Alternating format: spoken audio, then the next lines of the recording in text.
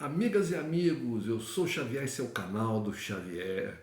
Gente, matéria do jornal Expresso de Portugal. A Comissão Europeia quer que todos os países cortem no consumo de gás e apela à solidariedade dos que estão menos expostos aos fornecimentos russos. Devem estar disponíveis para poupar, mas também partilhar. Portugal e Espanha já disseram que estão contra a proposta. A discussão promete aquecer até a reunião de ministros da energia da próxima semana. Bom, os russos começaram a liberar o petróleo no Nord Stream 2. Já começaram a abastecer de novo a Alemanha e tal. Então, parece que a crise, a coisa mais acentuada da crise que estava se esperando, um corte total dos russos, não vai acontecer, pelo menos por enquanto. Mas é interessante a gente perceber como é que as coisas são, né? Tem aquele ditado antigo assim, farinha pouca, meu pirão primeiro. No meio de fartura, todo mundo é amigo, todo mundo coopera, todo mundo é solidário. Mas aí quando vem a penúria é que a gente vê como é que as coisas são. Não posso culpar Portugal e Espanha porque que estão se negando aqui, estão dizendo já que não. Eu vou até ler a matéria completa aqui, mas a própria matéria fala do período da crise que atingiu os países, principalmente os países mais do sul da Europa, né? E que inclusive criaram aquele nome pejorativo que era PIGS, né? Porque era Portugal, Irlanda, Grécia e Espanha, né? O termo em inglês, né? Que se referia aos países que estavam com a maior crise e, portanto, colocando a culpa neles. E vejam bem, né? Eles tiveram que pagar juros muito altos pela dívida, tiveram que pagar um preço muito alto. Bom, o que acontece? Seria muito simples para esses países que estão aí com problemas gravíssimos de falta de gás. É só aceitar, uma coisa muito simples, aceitar o que a Rússia exigiu, pagamento em rublo, acabou, não tinha mais problema. Mas eles não querem. Vamos continuar lendo a matéria aqui. Um corte total do gás russo pode custar uma nova quebra de 1,5% à economia europeia. Um problema que para a Comissão Europeia não é apenas dos países dependentes do fornecimento de Moscou, mas de todos.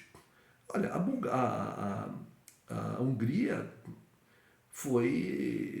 resolveu continuar comprando gás russo e aceitaram. Por que os outros países não fazem a mesma coisa? Por que a Polônia não, não aceita os outros países? Por que não param de fustigar a Rússia? Por que não param a guerra? Simples, né? Todos os Estados-membros vão sofrer as consequências, avisa a presidente da Comissão Europeia. Ursula von der Leyen reconhece que uns países são mais vulneráveis do que outros, mas que os 27, sem exceção, devem avançar com um corte de 15% no consumo de gás, preparando-se para serem também solidários. É importante que contribuam para a poupança, para o armazenamento e que estejam prontos para partilhar gás com os vizinhos, caso necessário. A Comissão Europeia exigindo dos países associados que sigam nessa política de enfrentamento da Rússia e de substituição do gás russo. E agora que vai faltar. Gente, eles estão desesperados, porque se faltar gás na Alemanha, a economia para da Europa. As opções de partilha são várias, quer através de gasoduto, quer pela permuta de contratos, o swap, permitindo, por exemplo, que o GNL destinado a um Estado-membro vá para outro onde é mais necessário. Bruxelas receia uma disrupção no mercado interno provocada pela paragem da indústria europeia, a começar pela alemã. E com o argumento da defesa da economia como um todo, insiste que resolver a escassez energética exige também a solidariedade. Se não for de forma voluntária, então terá de passar por um mecanismo obrigatório. Gente, a Europa está num risco grande até de rompimento, de países romperem com a própria União Europeia, né? É o que se tem dito muito. Eles estão puxando a corda. A solidariedade energética é um princípio fundamental nos tratados, lembra a alemã. Aponta para a legislação já existente sobre segurança no abastecimento, que prevê que os Estados-membros possam contar uns com os outros e propõe um novo instrumento de emergência a ser acionado caso a Rússia feche drasticamente a torneira do gás. Tudo isso aqui tem muito sentido, obviamente, a solidariedade entre os países e tal. Mas esse problema é um problema causado por eles próprios, pela própria União Europeia e pelos países que insistem com essa política suicida. O governo português não tem um problema direto não importa diretamente níveis consideráveis de gás russo, então não tem um problema de imediato por causa disso. Mas se a economia europeia travar, como se teme, com o interrompimento do gás russo, né, definitivamente, Portugal, Espanha vão ser atingidos, todos os países vão ser atingidos, independente se são dependentes do gás russo ou não. Né? Porque o fluxo de recursos, né, que giram ali na União Europeia, por exemplo, o turismo em Portugal, que é muito de pessoas de outros países europeus. Se esses países entram em crise para o turismo, Portugal vai sentir muito, ou seja, situação difícil. Questionada pelo Jornal Expresso durante a conferência de imprensa sobre se este é um apelo direto aos países que, como Portugal, pouco ou nada dependem do gás russo, von der Leyen, eu acho que como se pronuncia o nome dela, preferiu passar a pergunta à sua comissária para a energia. A finlandesa Kadri Simson também não respondeu diretamente, recorrendo antes ao caso da Finlândia, que já cortou drasticamente no consumo, é um dos países afetados pelos cortes da Rússia, deixando aos restantes um recado: evitar o pior cenário depende do espírito de solidariedade. A Península Ibérica já disse que não. A proposta não caiu bem na Península Ibérica. Portugal já disse que é completamente contra. E a Espanha também. O secretário de Estado do Ambiente e da Energia, João Galamba, de Portugal, compreende que há países que não se protegeram e agora pedem ajuda, mas critica a União Europeia por desenhar uma proposta insustentável que obriga Portugal a ficar sem eletricidade. Também a ministra da Transição Ecológica da Espanha, Teresa Ribera, dispara contra Bruxelas, recusando assumir um sacrifício. Ao contrário de outros países, nós, espanhóis, não vivemos acima das nossas possibilidades do ponto de vista energético. Declarações a fazer lembrar outras, feitas noutros tempos por países mais ao norte sobre os do sul, durante a crise da dívida soberana e da Troika.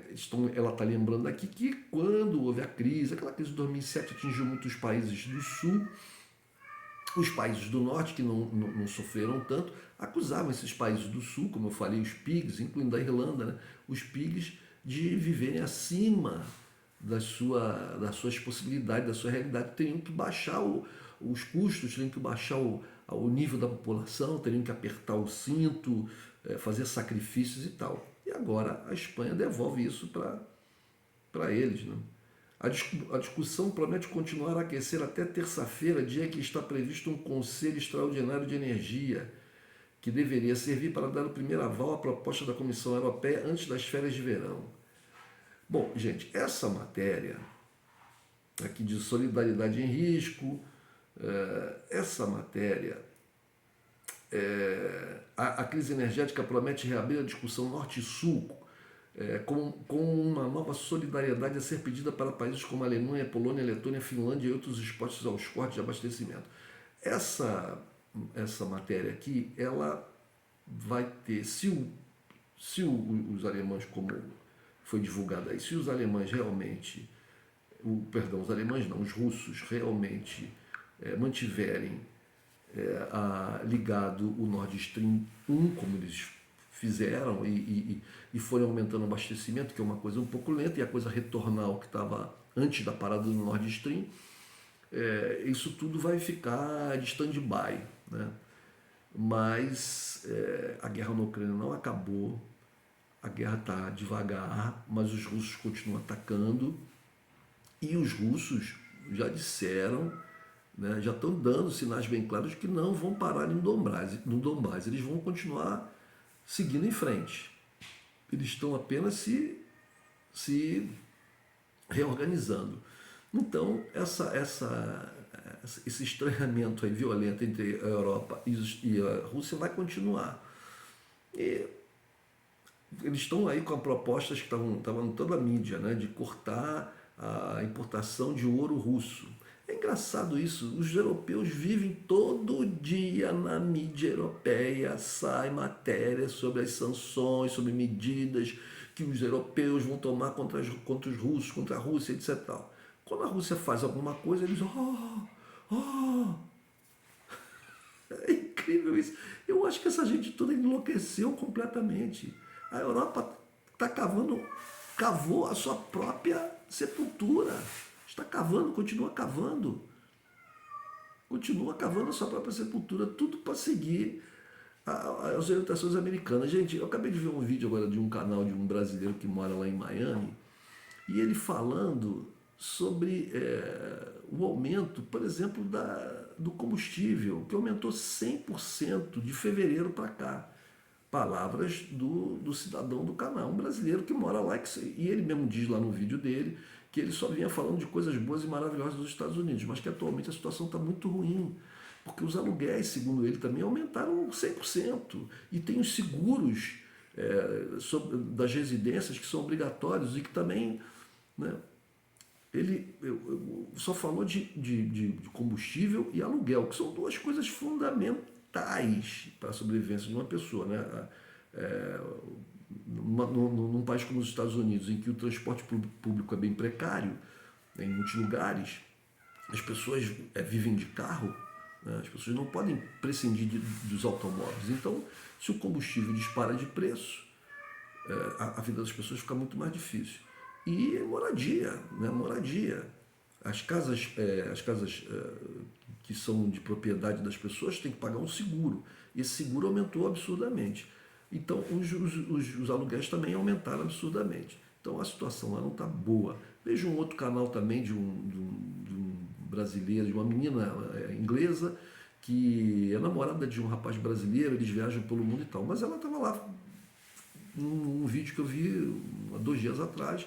A mãe dela estava tentando construir uma casa e pararam porque o preço do material de construção na Inglaterra que eles iam utilizar aumentou. Assim, uma coisa, pelo que ela falou, foi, por exemplo, um determinado material aumentou 600%. 600%. Então, eles não têm dinheiro para fazer a casa.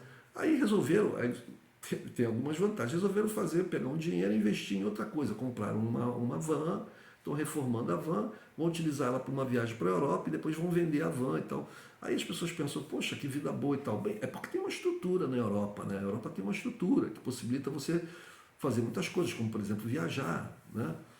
Mas a coisa que eles queriam fazer, que a mãe da menina queria fazer, que era construir a casa, ficou impossibilitada, pelo menos no momento, por causa da inflação absurda. Aí quando a gente vê matérias nos jornais que vários governos da Europa estão caindo, e vão cair mais. E vão cair mais. E isso acaba se espalhando pelo mundo todo. Aqui no Brasil nós continuamos com esse governo fascista, enlouquecido, de gente extremamente imbecilizada, né? E Bolsonaro pagando aí um mico tremendo com essa tentativa dele de melar as eleições e convocando embaixadores, e o tiro parece que saiu pela culatra, porque a coisa ficou muito mal. Até a gente aliada a ele está colocando um pezinho já pro lado de fora. Deus o queira, Deus o queira. Vamos ver, gente, vamos ver o que vai acontecer. Espero que os europeus esclareçam suas mentes lá e consigam sair desse buraco que eles mesmos estão cavando, e que a gente aqui no Brasil, que chegue logo às eleições e a gente tire o Bolsonaro daí. Um abraço.